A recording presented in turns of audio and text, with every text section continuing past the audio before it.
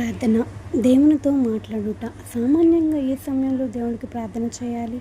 నాకు తెలిసి మీకు చెప్పానండి. ఇంకా ఏ సమయంలో ప్రార్థన చేయాలో మీకు తెలిస్తే కామెంట్ చేయండి. ఉదయాన్నే లెగంగానే రాత్రికాల సమయమంతా నన్ను కాచి కాపాడారని, అలాగే ఈ రోజంతా క్షేమాన్ని దయచేయమని ప్రార్థన చేయాలి. ఆహారం తీసుకునేటప్పుడు దేవుడు ప్రతిరోజు నన్ను పోషిస్తున్నాడని, ఈ పూట దేవుడు ఆహారం ఇచ్చారని దేవుడికి ప్రార్థన చేయాలి.